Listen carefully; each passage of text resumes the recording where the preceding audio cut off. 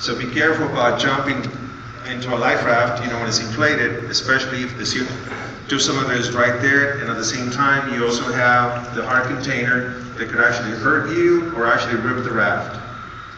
Are you supposed to remove that? Eventually the container is going to disappear. Okay. Okay, so right now what we would like to do is try to get 6 individuals into this raft, please. Yeah, pull it out so it's not against the wall. Is there a procedure? So, there's the great question. Yeah, pull it out. We asked 6 people to get in the life raft, and the first question from one of our volunteers is there a procedure? So I don't know, it's probably time to read the manual, right? Or maybe ask who the expert is. Here's the crowd. So here we go. Here's the effort of trying to get into a life raft with a coastal type life raft or an inshore raft. So first victim in the water, volunteer in the water.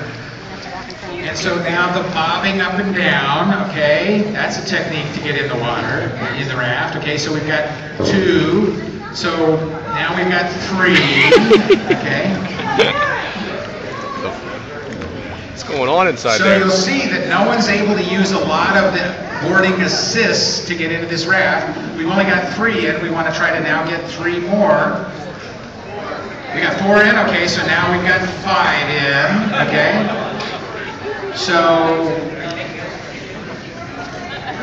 So here comes the 6th, and here we go. Now 6. Now can you swim the raft over this direction?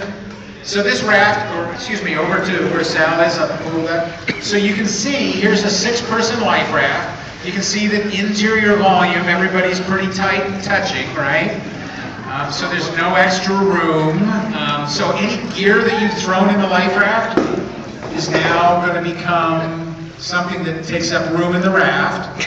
Closing it up. So here we have... How do you reach around and cut that cord when your boats are sinking with the life raft? Yeah, well, so generally the painter line is attached close to the door. Through the porthole in there. But through the inspection port. So what Sal's going to do, so if you guys want to unzip that door, because we're going to show you why it's probably more important to have a twin tube life raft. Whoa. So now the life raft has actually just had a small, a total failure.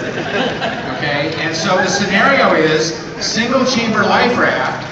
Now it becomes critically important to figure out how do I fix that raft? Well, obviously the only way to fix the raft is to get out of the raft first. That's not a good thing, right? Not easy. I found the inflation belts, but I can't find it.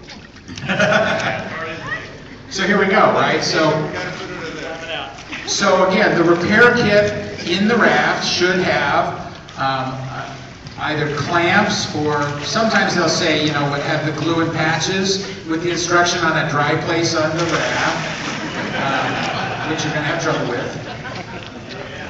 Well, this is a typical coastal life raft, and everybody that is going supposedly just down to Mexico, if they have a coastal life raft, you can see the problem that it's a 2-section lower tube or 1 tube, and if you happen to lose one of them, you're basically going to be 50% in the water, and it's going to be very difficult to repair the raft and find the problem and be able to operate. If you have a double tube life raft, lower and upper, if you lose one of the tubes, you're still going to have full buoyancy capacity and protection in order for you to work around the raft and find the problem and hopefully resolve the issue. Okay, so while they're fixing that raft, what we'll do is we'll deploy the offshore self-righting 4-person life raft, and I'd like to have 4 other volunteers getting in and out of this raft. This raft will not be Last time I saw you, you should have been getting in one of those. So last time I saw you, you should have been getting in one of those. Almost. So again, you'd locate the painter line on this life raft, you would make it someplace strong on the boat, you throw the container in the water, hopefully off the leeward side. Again, lots of flotation. Pulls on the painter line till it gets resistance, and then gives it the pull from heck, right?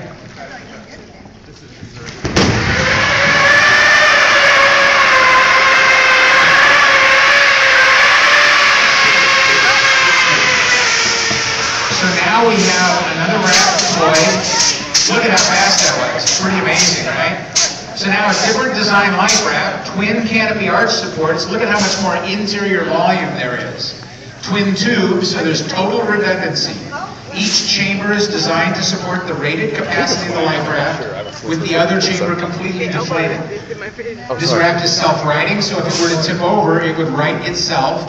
All life rafts have instructions on how to right the raft if it is inverted, and those instructions will say, right raft this side, usually on one side of the raft where the CO2 cylinder is. This is a 4-person raft, so once you get 4 people in it, you'll see kind of different size configuration.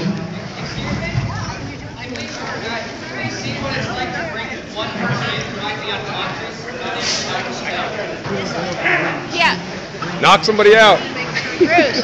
So the question was, could we see somebody bring somebody else in the life raft that's not assisted?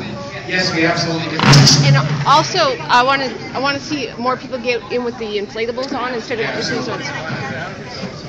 So, this is a 4-person raft. I'm sure the overload capacity may be all the way up as many as 6, but I have a question for the volunteer that just got in with the inflatable PFD. How hard was it to get in with the PFD on? Easy peasy, right?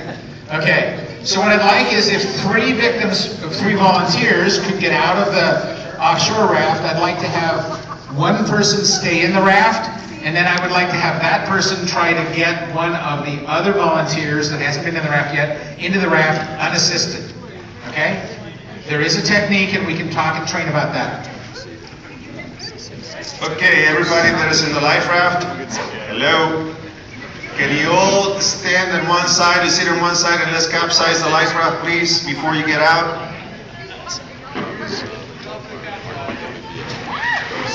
Come on, you can do it. Pull it. Pull it. Come on. No, you guys failing.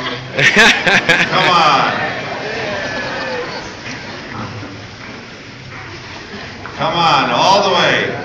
All right, now it rolls up right. everybody gets out of the life raft and let go of the life raft, please. You still have somebody inside, and even with a person inside, this raft is going to self-right. I hope I think I do. She has an e-ticket. Okay. Is she So, okay? could we please have 1 person in the raft try to then bring another into the raft unassisted?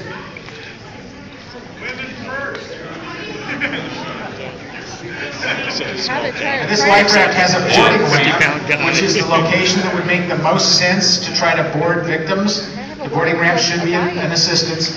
The easiest way to board somebody from the life raft is actually grab them by the shoulders and actually try to bob them down and bring them up by just sitting back into the raft. So you kneel with your knees against the top tube and bring them into the raft by holding them by the shoulders, pushing down, and as they bob up, then just sit back.